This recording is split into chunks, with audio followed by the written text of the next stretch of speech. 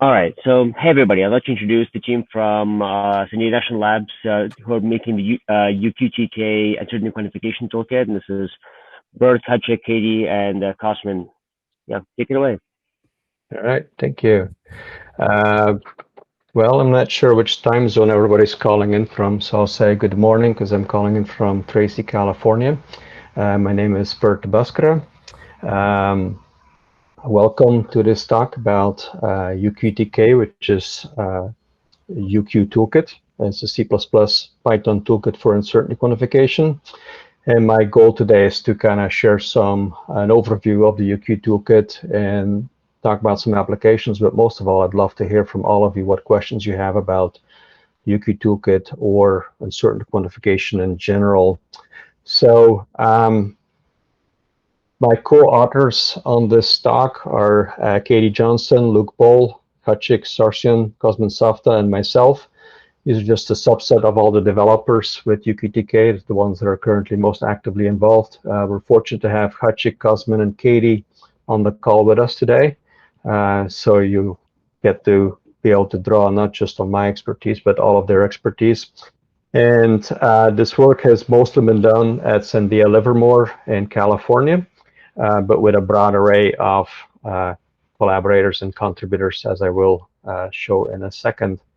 So let me make sure I'm at the right window here. So before we get into the bulk of the material, I just wanted to point out that most of the funding for this work has been coming from the U.S. Department of Energy, specifically the Office of Advanced Scientific Computing Research. And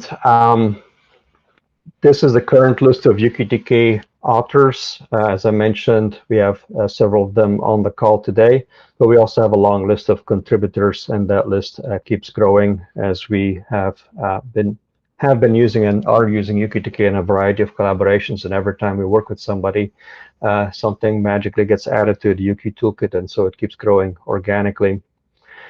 I have a set of slides for today. It's a rather long set of slides. I don't particularly need to get through all of them. What I'm most interested in is covering topics that are of interest to you. So I'm hoping to get some input from all of you as to what you would like to most get out of the call today. And I would actually like to invite you to put something in the chat box. Just write one thing you'd like to get out of the call today. Khachik has volunteered to kind of keep an eye on the chat box and kind of make a summary of what people are requesting, what they would like to hear and see. And then I'll try to provide that to the extent possible. But what I have prepared is I have a couple slides on an introduction to uncertainty quantification in general, just to kind of set the stage of what UQ is. And then I have a couple slides about an overview of the actual UQTk toolkit, followed by a number of applications. And those kind of vary from the more academic to the more high practical, high performance computing type examples. So starting with a simple workflow that will just kind of go through some of the key operations in the UQ toolkit. Then I have a couple slides on examples of circuit construction, a couple slides on Bayesian model inference and comparison, and then, as I mentioned, a couple slides that are work by Khachik and Cosmin in one of their SciDAC partnership projects on climate modeling, where you kind of get to see UQTk being used in a more application at scale. So not seeing anything in the chat box. So this is your chance to control what this talk will be all about. So feel free to please make requests of what you would like to get out of the talk today, so we can tailor that accordingly. No, I think the audience is going to be pretty broad, so probably covering, yeah, it's going to be hard to focus on any one of these things. So if you cover all of these areas as much as possible, that would be great. Yeah. Like it's just broad. Yeah, and I do want to reiterate, I have more slides here than I have time for. So if there are, and maybe what I'll do is I'll pause after every section and kind of invite questions, so I don't spend 50 minutes talking about something that maybe people don't have questions about, and Yeah, let's do it that way. maybe the higher level points as opposed to exactly how to use UQTk, because that's, they can be followed up on, but generally Okay. kind of the task is for and how the concepts you should have in order to use it. Okay, sounds good. So since we have a pretty broad audience, I'll just start with an overview of uncertainty quantification in general. For some of you, this may be things you already know, but just bear with me. I just kind of want to get everybody on the same page. So when we say uncertainty quantification, in a narrow definition of the word uncertainty quantification, you could say uncertainty quantification is about, I have some uncertainties, and then I have a simulation, and I have some parametric uncertainties in my model, and how do these uncertainties affect the confidence I can have in the prediction that I'm making. In general, though, I see UQ as a much broader field, where the field in general is about taking information from every place that you have it available and make it available to your simulation so you can make the best possible model predictions or the best possible simulations of the phenomena that you're interested in. And it's usually an interplay between some experimental data or other sources of information that give you fundamental information about some of the quantities in your problem. You have some theory, some models, and then you have a simulation. And then when we go into a UQ framework, we can represent our theoretical model as a simple equation, the UDT. If it's a differential equation, the UDT is f of u lambda. Then the forward propagation would be propagating the uncertainty in lambda into your predictive simulation. So you get a distribution on some output u that is of interest. But you can't do that forward propagation if you don't know what lambda is. You need an input distribution for lambda before you can propagate it through the forward distribution. And so that's where the inverse problem of UQ comes in, also referred to as inference. We typically use Bayesian inference, as you can see with Bayes' rule here, and I'll come back to that in a couple slides. And so your experiments, you may have some experiments or other sources of information that give you some data that you then can use to develop, to infer a distribution on lambda, given everything else you know about lambda. And so I see uncertainty quantification kind of as the combination of all of these steps where you gather the information that you have, make it available to your simulation in the best way possible, and then be able to say something about the confidence that you have about the predictions that you're making. To put it more schematically, I just kind of did a switch here. Our forward model is now G of lambda. So just follow along. G of lambda is our forward model. The idea is to get an uncertainty in the prediction to have that quantified. But first you need to get a distribution on your input parameters lambda. And that's where your inverse UQ comes in, given some data. The inverse problem likely uses a different forward model than the actual model of interest. There may be some dimensionality reduction. That's just kind of like a schematic of all the different steps that go into a sample UQ workflow. And I'll come back to this after we cover the UQ toolkit in more detail. So this is all good and well. We talk about distributions, we talk about uncertainties, we talk about quantities of interest. One big question is, how do we actually represent uncertainty? So we may have a distribution, but distributions aren't very easy to work with. So in most of the work that we do and that I'll be presenting today, we use polynomial chaos expansions to represent random variables. And polynomial chaos expansions are basically Fourier expansions in stochastic space. And this is what it would look like for a one-dimensional polynomial chaos expansion, where we have an uncertain variable u as a sum of, or it's a linear combination of basis functions in Xi, where in this particular case, I chose Hermite polynomials of order k for our basis functions. And then the u case, those are deterministic coefficients of those basis functions that we call PC coefficients. And if you just kind of plot this out, if you look at this polynomial chaos expansion here, if you imagine that you're drawing samples from Xi, and Xi is a Gaussian random variable with zero mean and unit standard deviation. If you draw samples of Xi, and you plug them into this relationship here for U, and you do this like 1,000 times, and you bin all the samples, you will get a distribution for U. So this is kind of like an intuitive way of understanding what a polynomial chaos expansion is from a distributional point of view. If you plop samples of Xi into the expansion, you get a distribution for your random variable U. The nice thing here is that for this particular case, you only need 3 real valued numbers to completely characterize this distribution. And so it's a lot easier to work with 3 real numbers, 0.5, 0.2, and 0.1, than it is to work with all the bins in this probability density function.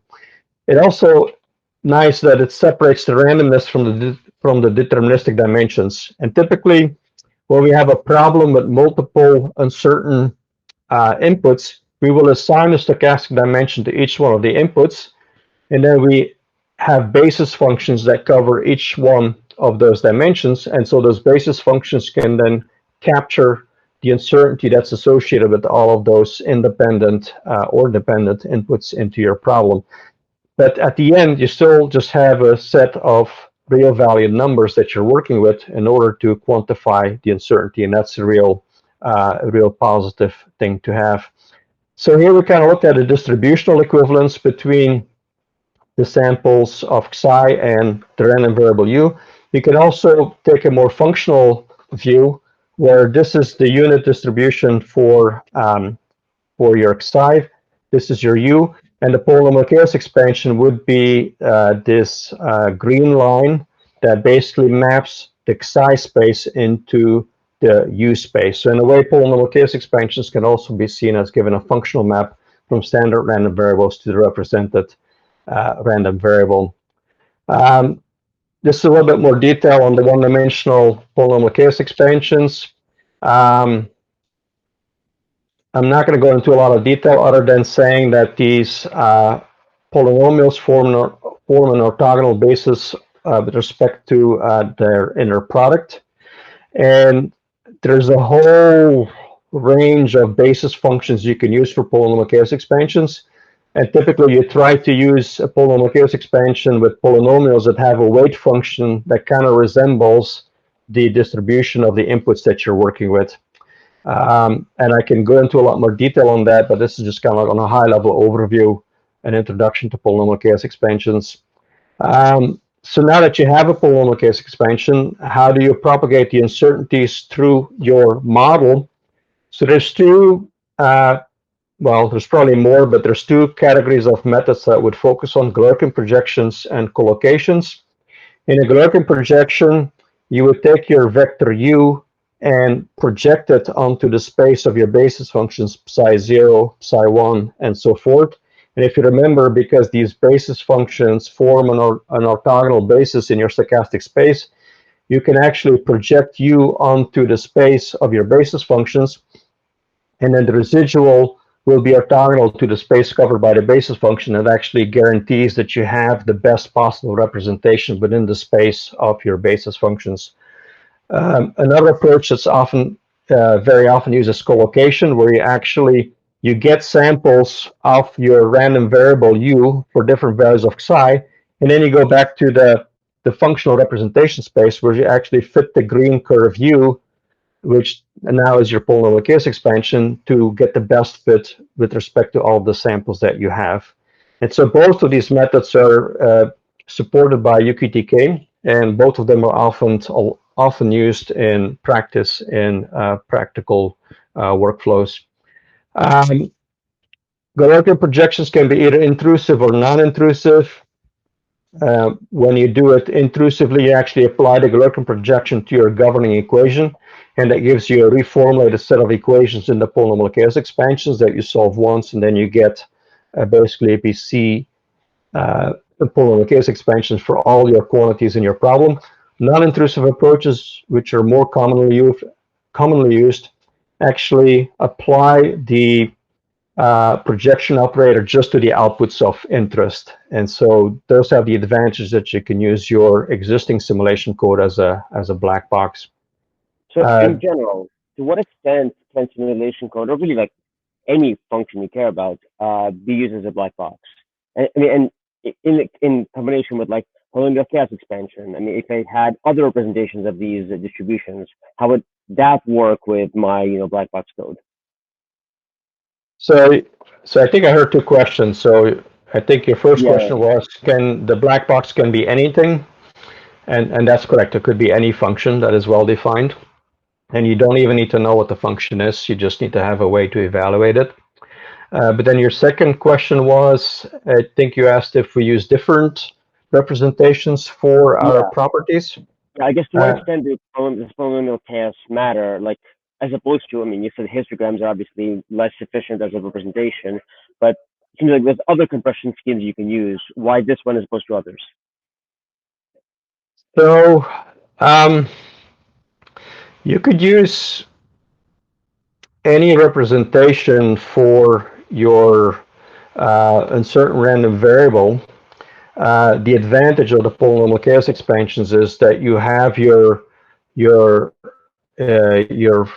quantities is expressed as a linear combination of orthogonal functions, and that makes it very amenable to do this Galerkin projection because your basis functions are already orthogonal, right?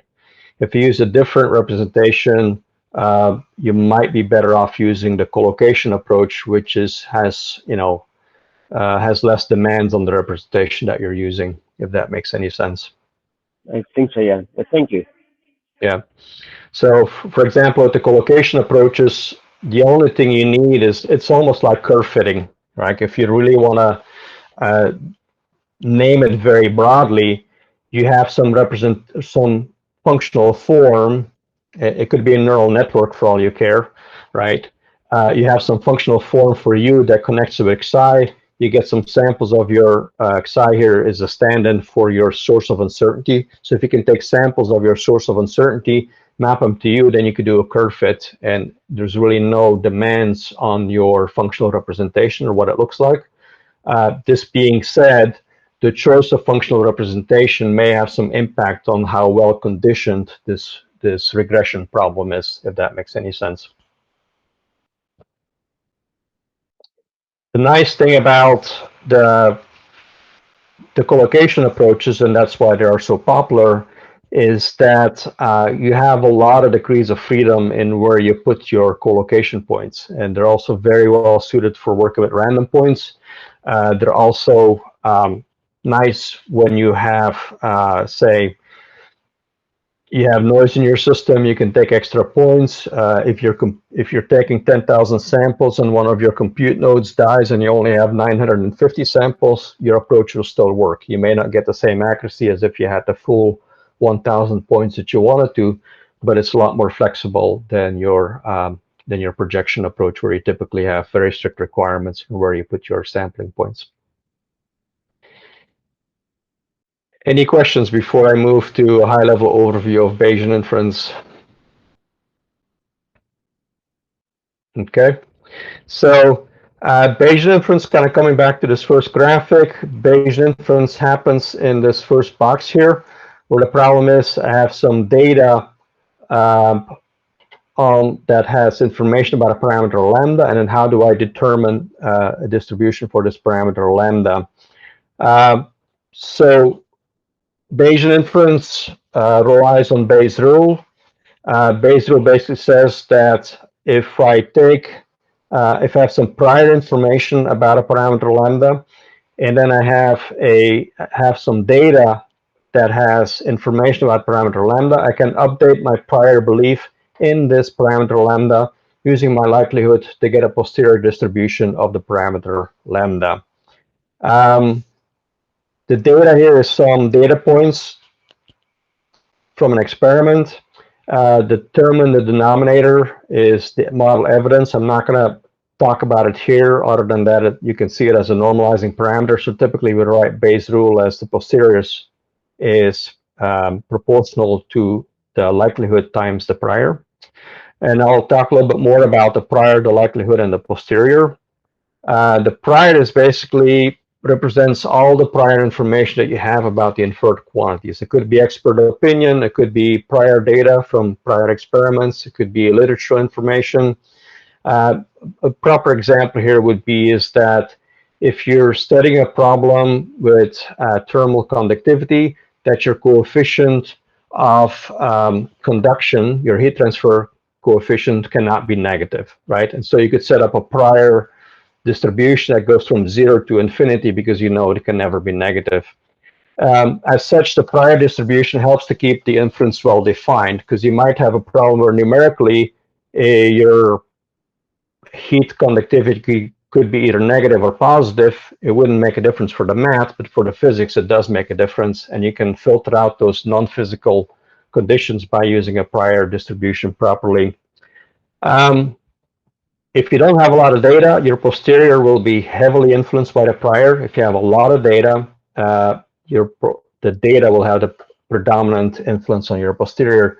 And you can kind of see here that the prior in this way is both very powerful and dangerous, in the sense that if you do not use the prior properly, you can really bias the output that you're going to get.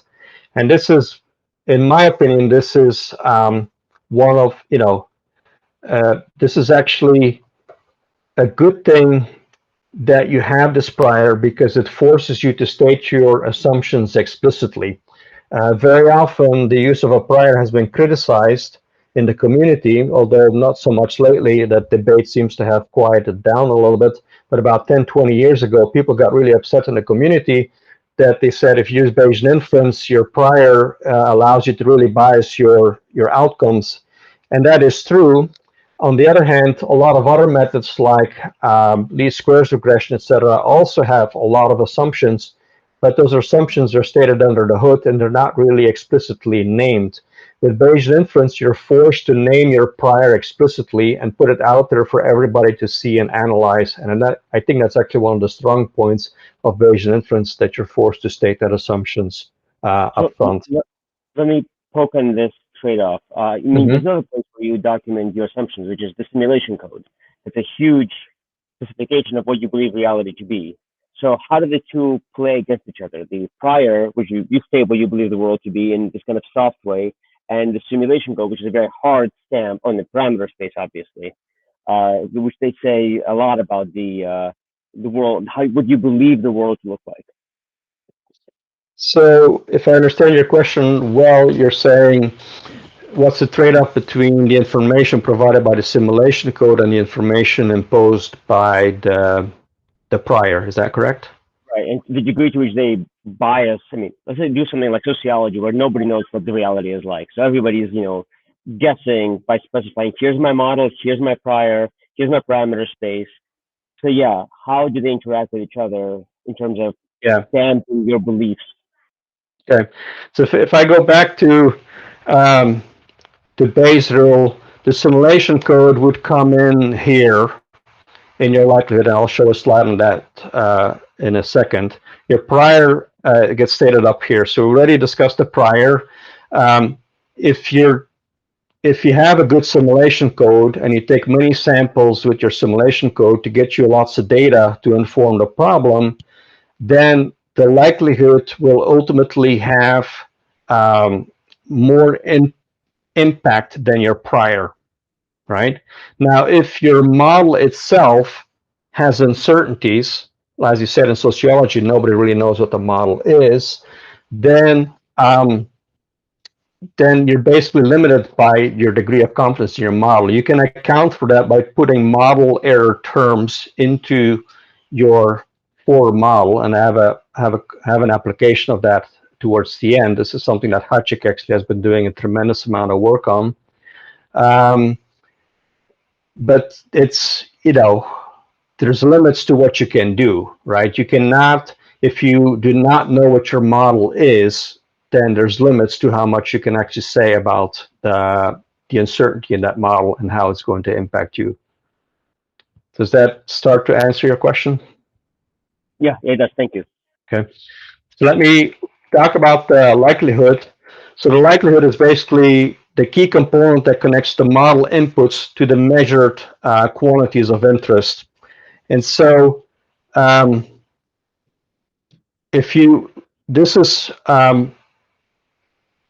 me just write it out here.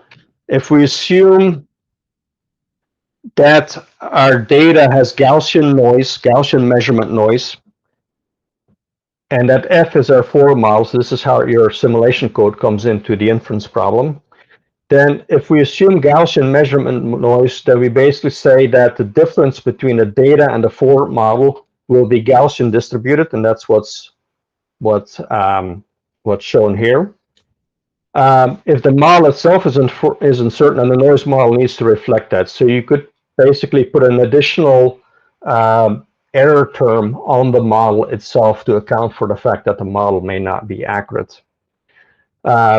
This works well if you just have if you believe that the general trends of your model are okay, but you have some questions about whether there should be one or two terms, whether it should be a linear or a quadratic term in the dependencies.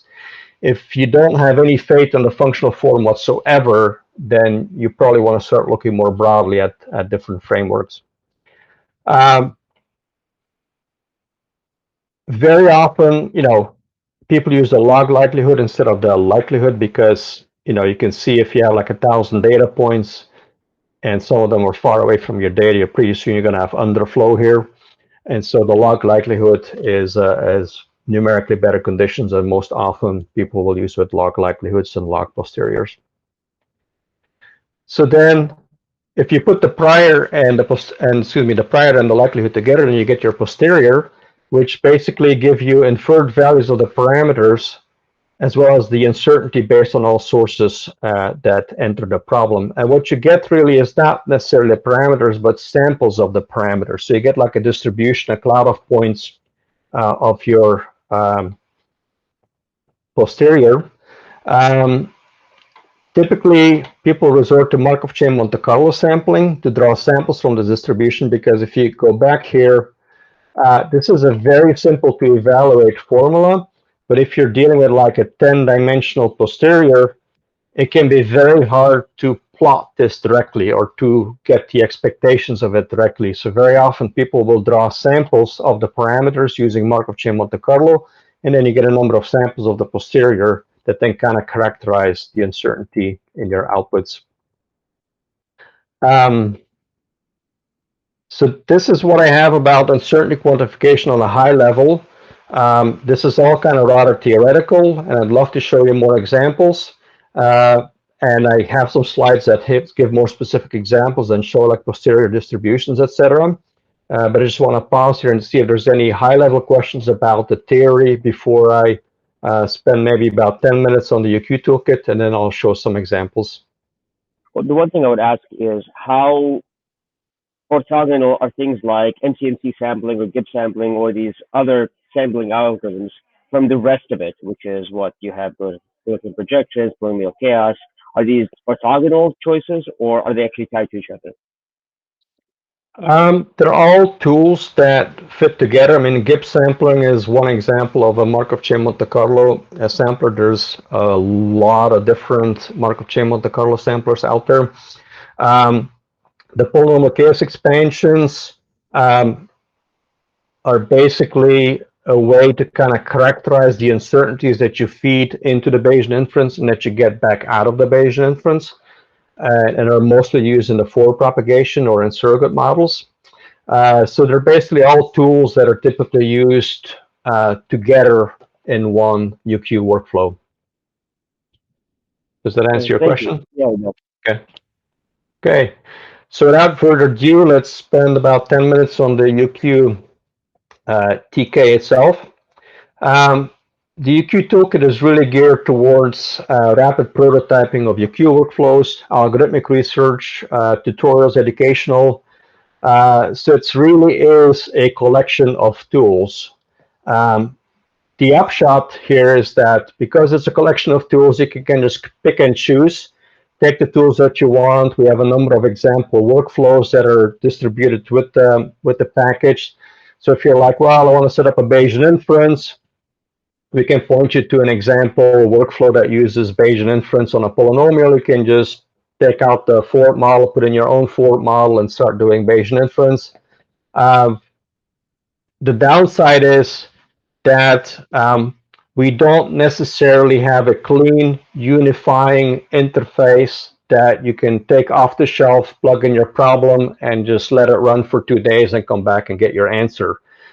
Typically to use the UQ Toolkit, it's very helpful to have some expertise in UQ methods, or at least a desire to acquire it, right? Because a lot of the tools will require you to kind of understand what they're doing in order to be able to select which tool you should be using for a particular problem, right? Or to kind of modify it a little bit for your problem. And so that's both the pros and the cons of the UQ Toolkit. And so we typically market UQTk for research collaboration, for doing tutorials, because it's easy to set up examples. If you're looking for, I've got this huge UQ4 propagation problem. I know exactly what needs to be done. I want it to run on 1,000 nodes for a week. Then I'd say use the Sandia Dakota toolkit, which is much more set up for for production end use rather than research end use. And that's a question we get a lot, because Sandia basically has two UQ toolkits. Well, we have the UQ toolkit and we have Dakota, and we often get asked the question, what is the difference? And actually, in terms of methods, there's a lot of similarity. There's Dakota uses a lot of the same methods that the UQ toolkit does, but we're kind of more scaled towards prototyping and research and development. That's not to say that Dakota doesn't do a lot of development. They have a whole team of people doing development, so they're just more mature in their user interface. But then UQTk is probably a quick, if you want to play around with it and do some programming, it's quicker to get up to speed with. So as of recently, this past spring, we've released UQTk under the BSD 3-clause license, also known as the modified BSD license. It's available on GitHub. It uses the CMake build system. It has a number of third-party dependencies that are either included with the download or are being downloaded by CMake if you don't have them on your system already. And that's something that we're still kind of cleaning up and streamlining, but that's what we're gearing towards. As I mentioned, it has tools to build a general UQ workflow, from representation of random variables and stochastic processes to forward UQ, embedded model error, global sensitivity analysis, Bayesian compressive sensing, Gaussian processes. And those tools can be used either standalone or combined into a general workflow. And we have several examples of general workflows that are available. I mentioned polynomial case expansions. We, out of the box, support 4 types: Gauss-Hermite, Uniform Legendre, Gamma-Laguerre, Beta-Jacobi, where the first part of the name always is the random variable that is the kernel or the germ of the polynomial case expansions, and then the polynomials that are orthogonal in that in the weight function associated with that random variable. We also support custom orthogonal polynomials if you would desire that. And we do both intrusive and non-intrusive PC tools. Actually, when UQTk got started, it was started out as a library to implement intrusive polynomial case expansion in C++. But over the years, we've been adding a lot of non-intrusive tools because those are basically the ones that are most often and most widely used in the community today. It's a combination of C++ and Python, so our main libraries are in C++, but we make our functionality available either through direct linking to those C++ libraries. We also have a number of standalone command line apps that are like small C++ codes that implement specific operations. And most of our tools are also available through a Python interface. Currently, it's based on Swig. We've got some plans on changing that, but for now, we're working with Swig. Very briefly, this slide may not make a lot of sense to you if you haven't followed UQTk over the years, but the most recent release has new functionality in terms of canonical or low-rank tensor representations, a specific type of data-free inference, and tempered Markov chain Monte Carlo, and a lot of enhanced functionality in the Python interface in terms of providing more examples and tutorials. It's updated on an ongoing basis. We're about to push a new release because we have refactored our Markov chain Monte Carlo class over the summer to make it, better structured, and we're about to release that in an ongoing fashion. And so you can actually subscribe to our mailing list if you want to get notified of updates to the toolkit.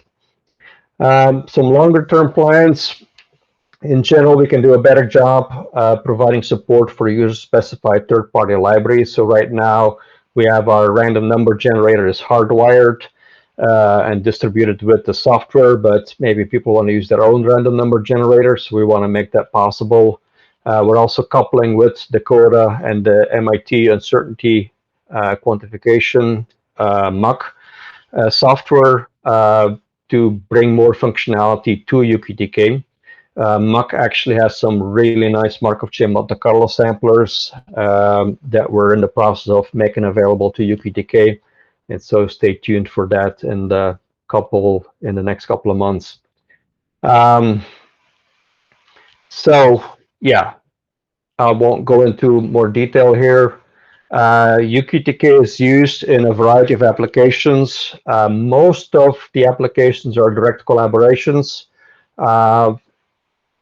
UQTk is one of the tools that is part of the portfolio of the FastMath SciDac Institute that is led out of Lawrence Livermore, but has a lot of national labs engaged in it.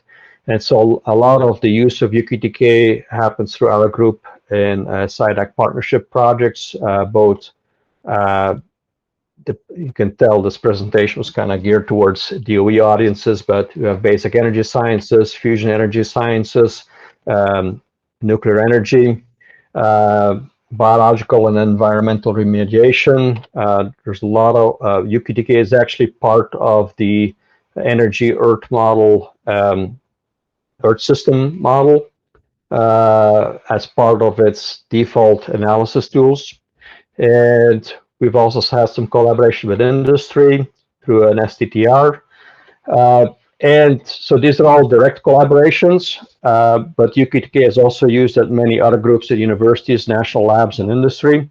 And we always welcome new applications and collaborations. And in general, we get a couple hundred downloads a year of UQTk.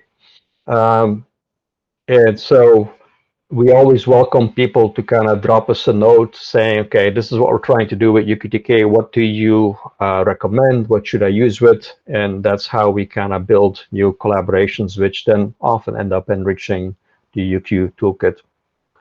So then, given these application domains, so most of these obviously come from the the traditional science background. Now, as you can imagine, Alphabet's use cases are more on the machine learning kinds of methods, where the model is going to be probably a simpler model with a lot less prior structure in it. So, how do those use cases relate to each other? I mean, are similar tools appropriate? Like, is UQTk, in your experience, appropriate for machine learning type use cases, or more for kind of giant black box codes? So there's two places where we have ongoing research and work with UQTk and machine learning. One is UQTk applied to machine learning. You can think of a neural network as just like a functional representation, just like any other. You can treat it as a black box. You can do forward propagation of uncertainty on it. You can do general sensitivity analysis on it. And actually, one of our collaborators, Tiernan Casey, he's not on the call today. He just finished an analysis of basically some neural network approaches applied to COVID-19 disease propagation modeling, where he did just that: forward propagation, some calibration of some of the parameters, and some sensitivity analyses. The other element where we are doing a lot of research is as part of an exascale computing project called ExoLearn, where we're actually looking at what can we do, what can we say with UQ about machine learning, in the sense that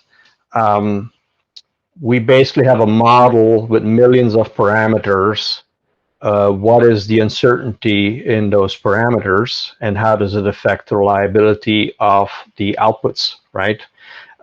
With physical models, if you're going into extrapolation, you kind of have some regularization from the model structure that you believe to be adhering to science, and therefore extrapolation is always dangerous, but you still have some degree of faith in the behavior of the model and the trends in its prediction. But when you're having a model with millions of parameters that is hugely over parameterized and you start extrapolating, then you're going into a regime that is no longer constrained by physical data. How much can you actually still rely on your model, and should you even do that? Or what is extrapolation in a machine learning context if you're in a 100-dimensional input space? And so those are some of the more theoretical questions that we want to address as part of this study. I must admit that we've barely scratched the surface because there's a lot to be done there. Actually, Katie Johnston, who's on the call here, she's working on her PhD at the University of Washington, and we're actually looking at some projects that she could work on that would kind of start probing those questions. So if you have some interesting problems, feel free to send them our way. Would definitely inform our research, and would probably give us some ideas on how to tackle things in a way that they're relevant to the community. Does that answer your question? Yep, almost. This one extension. It's so if you have a giant neural net, you have a million parameters. It seems like the main value of this is that it's gonna give you the probability distribution, get a cloud around each parameter value. So I guess then you can say you can get confidence intervals on the neural net's predictions outside of the training set. That's kind of the way to use this. That would be kind of the holy grail. This being said, it's a very challenging problem because of the high dimensionality. And if, typically with physical models, we do full-blown Bayesian inference. But if you have more than 10 to 15 parameters, that starts to get pretty computationally intensive. So now if you're thinking about a model with millions of parameters, doing a full-blown Bayesian inference is out of the question. It's just too computationally expensive. But people use alternatives such as variational Bayes or approximate Bayes inference. And there's some, this is a place where, I'm still doing a lot of learning, but there's a couple people at Sandia, like Thomas Kathenach, who's have been getting some really interesting insights into how you look at prior uncertainties and likelihoods in a machine learning context. So I think we'll see some interesting developments happening there in the next couple of years. Nice, thank you. Yeah. Okay, so we have about 15 minutes left. I'm thinking I'm gonna skip the example workflow and kind of focus on some more specific, shorter examples, surrogate construction, Bayesian model inference and comparison, and SciDAC, because there I think are probably easier to kind of connect with. The example workflow is more about the mechanics on how to use UQTk. I think these examples may be more informative. So with surrogates, this is just an example. So at first, let me explain what I mean when I say a surrogate model. The surrogate model is basically an approximation of a detailed model F, right? And you would use a surrogate model when, say, you're doing Bayesian inference or doing optimization. You have to evaluate your forward model millions of times, and the model is just too expensive to do that. Then you would create a surrogate model that you evaluate instead of the more expensive model. And it's usually a model, the surrogate model will be valid under a limited range of conditions. But if the original model has 10 input parameters, then you want the surrogate model to be a functional mapping from those 10 input parameters to the outputs of interest. And typically, if we're using polynomial chaos expansions, we basically use polynomial surrogate models for our polynomial surrogate models. So what this would look like, I'm just going to compare two methods here. One is Bayesian compressed sensing. The other one will be low-rank tensors. So with Bayesian compressed sensing, the idea of Bayesian compressed sensing is when you have fewer samples than basis terms, how can you select the terms that are most informed by the data in your experiment? And so this is your polynomial chaos expansion. You need to determine all the coefficients CK. If we do, if you want to use rare regression, you'd need more basis. You would need more samples than basis points. If that is not available, you can write it as a compressed sensing approach. And in an optimization framework, you would use in a regularization. You would use the L0 norm to basically pick an approximation with the coefficient C, an approximation that to your values U that is as good as possible in the 2 norm while minimizing the number of coefficients that you're actually using. In a compressed sensing approach, you would use the L1 norm because for most problems, the L1 and the L0 will give you the same answers. And in a Bayesian sense, you would actually use this to build your likelihood, and you would use this to build your prior. I'm not going to go into a lot of details. Don't worry if the slide doesn't make sense to you whatsoever. I'm just kind of using it to set the framework. Just to kind of show how it works. If this is your for model, f of xy is cosine x plus 4y. This color graph here shows you which coefficients are being retained in the x and the y dimension.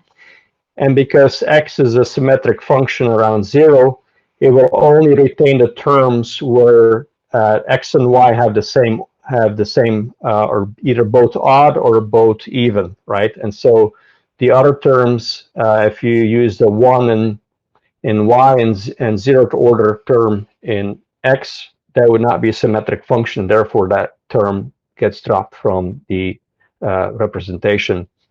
If we had cosine x squared plus 4y, now you see that all the odd orders in x drop out, and we only retain terms that are in even orders in x to do the functional representation. So this is kind of an example of how Bayesian compressed sensing removes the basis terms that are not needed in the expansion. I'm not going to go up into iterative reweighting. Low rank approximations, very quick 10-second overview of low rank tensor functions. If you had a univariate polynomial chaos expansion, it would look like this. Like as mentioned, the linear combination of basis terms in one dimension psi. If you made that multivariate, these basis functions would become multivariate expansions, but the number of terms quickly balloons to a very high number. With low-rank tensors, you choose a functional representation as basically the sum of R terms, where every term has order P1 in the first dimension, P2 in the second dimension, and so on. So it's basically a linear combination of potential low-order representations in the n dimensions of interest, which then begs the question, how do you decide how many terms to use in the sum expansion, and what are the orders that you should be assigning to your functions that you use in the representation? And this is basically a nonlinear optimization problem. The optimal choice of basis terms is often not known as one of the big fields of research in low-rank tensor representations. But just to give you an example, here's where we're making a polynomial surrogate to the 4 model that you're shown here. This is basically the Gauss-Gens function. Offset, this function is defined between 0 and 1 and it peaks at 0.5. And in this first example, we choose the same weight 1 for all dimensions. The graph on the left shows the accuracy of a functional representation with 5 dimensions. The graph on the right shows you the accuracy when we have 20 dimensions. Blue is low rank, orange, this curve here is BCS. What we see here is that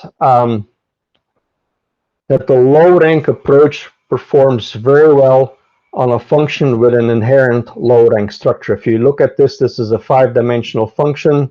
Every dimension is equally important. If you give it enough samples, you're going to get a very good approximation with your low rank approximation.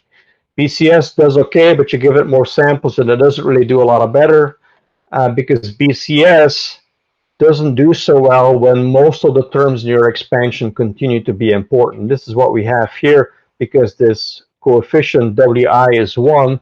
All dimensions are equally important, and so BCS can't really take a lot of terms out of the expansions because all of them are important. If we contrast that with another example where we make the weight factor Wi decreases 1 over I to the third, so that means that the first dimension is going to be a lot more important than the 5th or the 20th dimension. And now you see that for if you don't have a lot of samples, that BCS will do a lot better on this problem, both in 5 and 20 dimensions than than low rank tensor, because it can take advantage of the reduced dimensionality that it detects, whereas low rank tensor will still represent all the terms, and you have to give it a lot more samples before you get a good functional representation. So this is kind of a way to compare two ways of building surrogate models, and also emphasize the point that there's no one-size-fits-all. For some problems, the low-rank tensors will be better. For other problems, the Bayesian compressed tensing will be better. It all depends on your dimensionality, the number of samples that you have available, and the shape of the function. Any questions about this? Okay. No, it makes sense. But let me ask you, kind of, how does this fit in the general scheme of approximations? Because the least squares is an approximation mechanism, as is a neural net. So I would say here that all of these were done with least squares, but the difference is which basis functions that you feed into that least squares regression, because you're in a situation where you cannot afford to infer all the coefficients because you don't have enough samples to make that inference problem well defined. all right, so this is the low data scenario. So how do you make an approximation with just that scenario? Got it. So that's actually is going to be similar to what a neural net does because they're so extremely over parameterized. So is that scenario where you use UQTk with a neural net? Like, is it applied in this case? Can you use a neural net here? We've not done that, but that's an interesting question. We could definitely entertain that. So okay, that'll be interesting. Okay, thank you. Yeah. So a quick example on model inference that actually may make the Bayesian inference a little bit easier to follow. This is an ongoing research project with Dr. Alan Stechel at Arizona State University, and Katie Johnston actually is the person who's been doing all the work on this project. We've been tasked with inferring the thermodynamic properties of redox active material used in solar thermochemical hydrogen production. I'm not going to go into the details of the models because the models keep changing on a daily basis. But here we're just doing a sample comparison where we have a model A with 4 parameters and a model B with 8 parameters. And we're doing a Bayesian inference to determine what those parameters are. And then we do a Bayesian model comparison to see which one of the models is best supported by the data. So it's a case of Bayesian model selection. So these are our model A is to the left and model B to the right. So the data is the blue plus signs. This is a 3-dimensional model. And so it predicts a displacement, an oxygen defect delta as a function of temperature and partial pressure of the experiment. So you can kind of see that model B does a better job adhering to the data than model A, and that makes sense because it has 8 parameters. It should do a better job of fitting. But then the question is, are we overfitting because we're giving it more parameters to work with? If we look at the observed defects versus the predicted defects, ideally all points should be on a straight line x equal y. You can here again see that model B on the right has smaller residuals. These are the posterior distributions. As I mentioned, when we perform Markov chain Monte Carlo on the parameter space of the parameters that we're inferring, we get samples of the posterior distributions, and then you can start creating marginal distributions. This would be the marginal one-dimensional posterior distributions for the parameters of interest. In this case, 4 parameters. In this case, 8 parameters. Below the diagonal, you see basically a projection of, it's actually a marginalized crosscut between the two-dimensional posterior distribution between parameter 1 and parameter 2. And this gives you an idea of how correlated the parameters are. And you can see that there's a lot of correlations here between a lot of the parameters. But in general, all the distributions are well defined, so it's a pretty clean Bayesian inference. So the question is, which model is best supported by the data? And if you remember that term, P of delta, that I called the model evidence, and that I said was a normalizing factor. Well, actually, when you're comparing multiple models, that P of delta is actually a measure of how well the model is supported by the data. I'm not going to go into a lot of details, but I'll be happy to if you want. So when we computed that model evidence for model A, it added up to 1580 versus model B had 1939. So despite its higher complexity, model B is clearly favored. Now, if you had a situation where you had more measurement noise or fewer data points, you might find that model A was preferred by the data instead of model B. So it gives you a tool to kind of analyze which model is best supported by the data. Kind of going back to the field of machine learning, ideally, if you had, if say you have a neural network with 5 layers or a neural network with 10 layers, you could theoretically use model evidence to compare those two and decide which one is best supported by the data. In practice, this might be very hard to do because computing those base factors is very, very challenging. You need a lot of samples and they can get really, really expensive. But people have been drawing analogies between dropout and model evidence, and there's some really interesting theoretical analogies that the community is just now starting to look into and kind of bringing some of these Bayesian model selection ideas into the machine learning community. We don't have that in UQTk, but definitely in the years to come, we hope to have those kinds of tools available. So I think we're at time. I didn't make it through all my slides, but that's okay. I'm happy to stay on for a few more minutes if people have more questions. You can also always email me. I think I have my email on the first slide. Let me just bring that up while I just kind of answer any questions that people may have. And anybody can also ask me for the email. Yeah, thank you very much, guys. This was fascinating, very useful. Hey, thank Greg for the invitation. It was a pleasure to be here.